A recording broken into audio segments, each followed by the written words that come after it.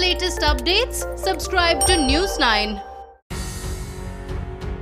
Island nation Sri Lanka has decided to draft a new constitution. President Gotabaya Rajapaksa announced the decision on Thursday after addressing the inaugural session of Parliament following the August 5th general election. The new constitution would abolish the 19th Amendment passed in 2015 that curbed presidential powers. The 19th Amendment to the Constitution imposed curbs on the president's powers while strengthening the parliament. The people of Sri Lanka have given us the mandate we wanted for a constitutional amendment. Our first task will be to remove the 19th Amendment to the Constitution. After that, all of us will come together to formulate a new constitution suitable for the country.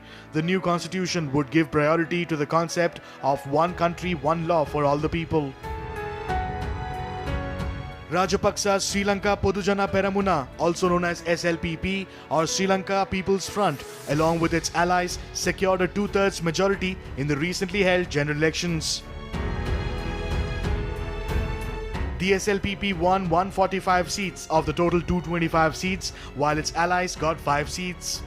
The opposition UNP, headed by former Prime Minister Ranil Wickremesinghe, was dropped in the polls. The two-thirds majority allows the ruling SLPP to make amendments to the constitution. Rajapaksa brothers had promised to abolish the 19th Amendment and draft a new constitution during the poll campaign.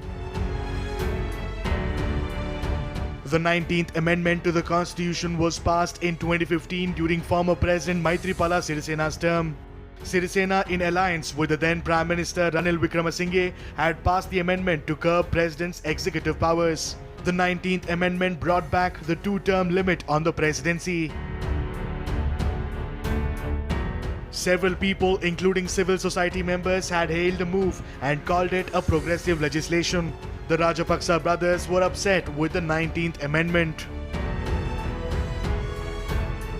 Rajapaksa brothers viewed the clauses in the 19th Amendment as an attempt to prevent them from returning to power. Gotabaya Rajapaksa said there will be changes to the current electoral system.